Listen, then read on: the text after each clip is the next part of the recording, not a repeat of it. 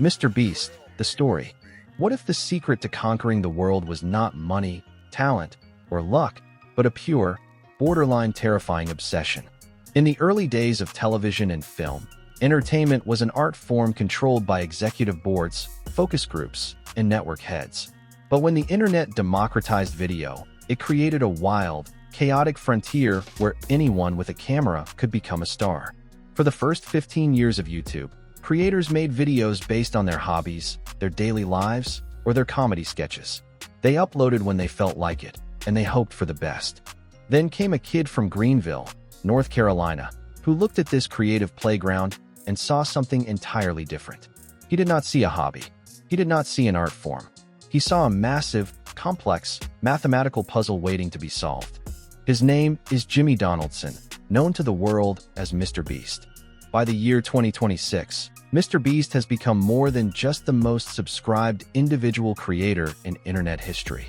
He has transformed into a global economic force, commanding a multi-million-dollar consumer brand empire, operating massive industrial-scale production studios, and generating tens of billions of views. He has turned philanthropy into a high-octane spectacle, giving away island keys, houses, private jets, and millions of dollars in cash to total strangers. To his hundreds of millions of fans, he is a real-life Willy Wonka, a benevolent billionaire who uses his wealth to create joy and change lives. To his critics, he represents the logical extreme of the attention economy, a hyper-optimized machine that has reduced human charity and entertainment into a game of click through rates and average viewer duration. But to understand how a quiet, socially awkward teenager from North Carolina built a media empire that rivals major Hollywood studios, we have to look past the flashy thumbnails and the multi-million-dollar giveaways. We have to examine a mind that was willing to sacrifice sleep, friendships, and sanity to crack the code of human attention. This is the definitive story of the rise, the obsession, and the empire of MrBeast. Every empire has a modest beginning, and Jimmy Donaldson's story starts in the small town of Greenville, North Carolina, where he was born on May 7, 1998. Growing up, Jimmy was quiet, highly competitive, and deeply introverted. He was diagnosed with Crohn's disease in high school, a chronic inflammatory bowel condition that forced him to carefully monitor his diet, left him frequently exhausted, and often isolated him from traditional teenage social circles. It was during these periods of physical discomfort and isolation that Jimmy found his escape on a rapidly growing website called YouTube. In February 2012, at just 13 years old, Jimmy created his first YouTube channel under the username MrBeast6000. His early videos were a far cry from the high-budget spectacles of today. He recorded himself playing Minecraft and Call of Duty, posted reaction videos criticizing other creators, and estimated the wealth of popular YouTubers. He used a cheap microphone, a lagging computer, and had absolutely no editing skills. For the first few years, he was shouting into a void. He would spend hours editing a video only for it to receive 5 or 10 views, mostly from his mom and a few classmates. But where most kids would have gotten bored and quit, Jimmy became obsessed. He didn't care about the lack of views. He was fascinated by the mechanics of the platform. He began to realize that YouTube was not random. There was an algorithm, a complex computer program designed to decide which videos succeeded and which failed. Jimmy wanted to know how it worked. He wanted to solve the puzzle. By 19, Jimmy had graduated high school, and his mother insisted that he attend college. He enrolled in East Carolina University, but his heart was not in it.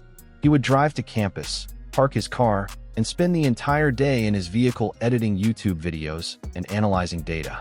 After just 2 weeks, he dropped out. When he told his mother, she was devastated. In her eyes, her son was throwing his life away for a childish pipe dream. She gave him an ultimatum: either go back to college or move out of the house. Jimmy chose to move out. He rented a tiny, barren apartment with a friend, living on cheap food and spending every single waking hour on YouTube. He had no safety net. He had no backup plan. It was succeed on YouTube or face total failure. It was during this period of extreme poverty and isolation that Jimmy formed what would become the secret weapon of his future success: a mastermind group of obsessed teenage creators.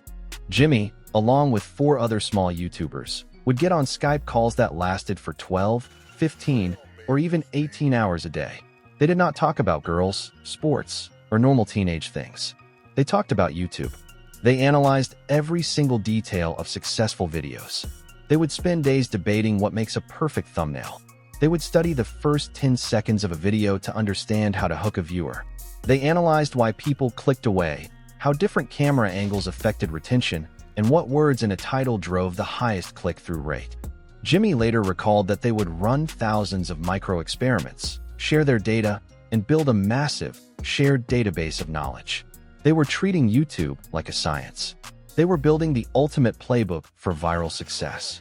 But they still needed a breakthrough. They knew the theory, but they needed to prove it to the world.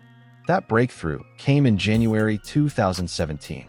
Jimmy realized that the YouTube algorithm rewarded raw, undeniable human effort. If a video was so ridiculous and required so much suffering that no normal person would ever do it, people would be forced to click. So, he sat down in a chair in his room, turned on a camera, and started counting. He counted from 1 to 100,000. It was a grueling, mind-numbing task that took him over 40 hours to complete. He did not leave his chair. He barely ate, and he had to speed up parts of the video so it would fit within YouTube's 24-hour upload limit at the time. When he uploaded the video, the internet went crazy. It was a viral sensation, racking up millions of views in a matter of days. The strategy was simple but brilliant. Trade raw, physical suffering, and human endurance for algorithmic dominance. The world was watching, and Jimmy Donaldson was finally on the map. But a creator cannot count to 100,000 forever. Jimmy knew that to build a sustainable empire, he had to evolve. He had to transition from self-inflicted suffering to something far more powerful, the power of giving.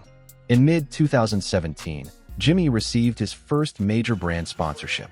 A company offered him $10,000 to make a video. For a 19-year-old kid who was barely paying rent, $10,000 was a life-changing amount of money. But Jimmy did not keep a single penny of it. He took the $10,000 in cash, drove around Greenville, and handed it directly to a homeless man on the street. He filmed the man's reaction, which was filled with disbelief, tears, and overwhelming gratitude. This was the birth of what would become known as retention-based philanthropy or the charity flex. Jimmy realized a beautiful, self-sustaining financial loop. The more money he gave away, the more people clicked on his videos. The more people clicked, the more ad revenue and sponsorships he generated. And the more revenue he generated, the more money he had to give away in the next video. He had turned charity into a business model. Over the next few years, the scale of his videos grew at an exponential rate. $10,000 turned into $50,000. $50,000 turned into $100,000. He stopped giving away just cash. He started buying entire dealerships of cars and giving them to random people for free. He bought islands, houses, and built elaborate games where participants could win life-changing fortunes. To help him manage this rapidly scaling operation, Jimmy hired his childhood friends, Chris, Chandler, Carl, and his brother CJ. They became the cast of the channel, acting as the relatable, funny, everyday guys who would participate in his wild challenges. By 2020, the MrBeast channel had become an assembly line of viral content. But Jimmy was still operating under a unique financial philosophy. He reinvested nearly 100% of his profits back into his videos. He famously said that he did not care about having a massive bank account, buying mansions, or living a luxury lifestyle. His only goal was to make the best, most expensive videos in human history. He was constantly running on the edge of bankruptcy, spending millions of dollars on a single video, trusting that the algorithm would reward his investment.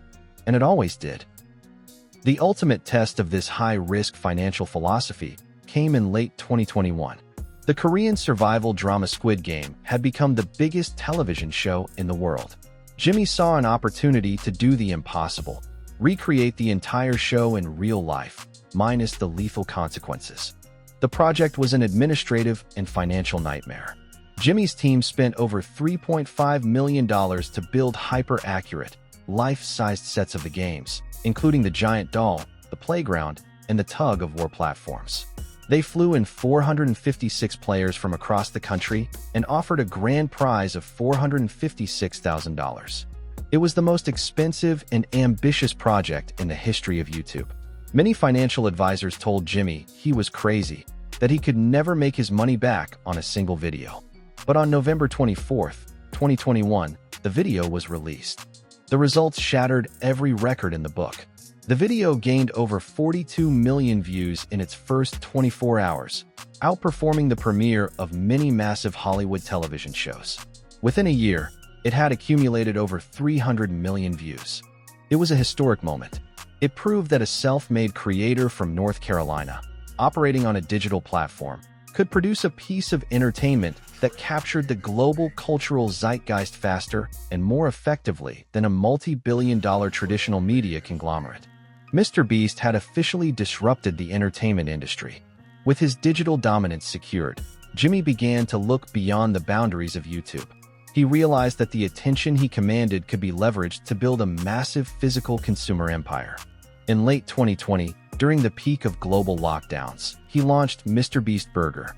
Instead of building traditional brick-and-mortar restaurants, Jimmy used a revolutionary concept known as ghost kitchens. He partnered with thousands of struggling local restaurants across the United States and Europe, allowing them to prepare his menu items using their existing kitchens, while he drove millions of customers to them via a custom mobile app. On the day of the launch, the MrBeast Burger app became the #1 trending app on the Apple Store, crashing servers and selling millions of burgers in a matter of days. In 2022, he launched Feastables, a line of chocolate bars made with organic ingredients.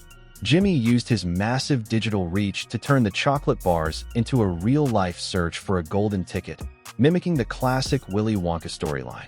Within months, Feastables was stocked on the shelves of Walmart, Target, and grocery stores across the globe, generating tens of millions of dollars in revenue and establishing itself as a legitimate competitor to legacy chocolate brands like Hershey's. But as the empire scaled, the pressure on Jimmy reached an all-time high. To maintain his viral streak, the videos had to keep getting bigger, faster, and louder. The simple, charming videos of his early days were replaced by rapid-fire editing, high-intensity screaming, and complex visual effects designed to capture the microscopic attention spans of the modern internet. In 2024 and 2025, the MrBeast brand began to face its first major waves of public scrutiny. Critics began to question the ethics of his high-octane philanthropy. They argued that by turning acts of charity, such as paying for 1,000 blind people to receive cataract surgery or building 100 wells in Africa, into highly produced, monetized entertainment, he was exploiting human suffering for clicks and corporate sponsorships. Mainstream media journalists wrote deep-dive articles analyzing the workplace culture of his production studios. Former employees spoke out about the grueling, high-pressure environment, where 60-hour workweeks were the norm, and the intense drive for perfection created a culture of constant anxiety and burnout. Jimmy responded to the criticism with characteristic focus. He admitted that his drive to make the best videos in the world made him an incredibly demanding boss, but he insisted that his philanthropic efforts were genuine and that using YouTube revenue to fund global humanitarian projects was far better than keeping the money for himself. He began to shift his content slightly, slowing down the editing pace and allowing for more genuine, human moments to breathe in his videos, recognizing that his audience was maturing alongside him. By 2026, Jimmy Donaldson has achieved what no other creator has ever done. He has built a media and consumer empire valued at over $1 billion, operating out of a massive, state-of-the-art production studio complex in North Carolina that employs hundreds of full-time writers, editors, set designers, and engineers. He has successfully bridged the gap between digital content and physical retail, proving that the currency of the 21st century is not land, oil, or gold, but attention. His journey from a sick high schooler washing dishes and counting to 100,000 in his bedroom to a global industrial titan who commands the attention of the entire planet is a testament to the power of pure, unadulterated obsession. He cracked the code of human psychology, solved the mathematical puzzle of the YouTube algorithm, and willed himself into history. But his legacy remains a fascinating, open-ended question. Has MrBeast saved the world by proving that charity can be highly profitable, Or has he paved the way for a future where even our most sacred human connections must be gamified, optimized, and turned into viral content? For Jimmy Donaldson, the answer does not matter. The next video is already in production, the next budget is already set at $5 million, and the cameras are already rolling. Because in the world of MrBeast, the only option is to keep growing, keep building, and keep pushing the boundaries of what the world thinks is possible. What do you think? Is MrBeast a visionary philanthropist who has redefined entertainment, or is his hyper-optimized, high-budget style a sign of a deeper cultural shifts? Let us know your thoughts. Thank you for listening to this documentary.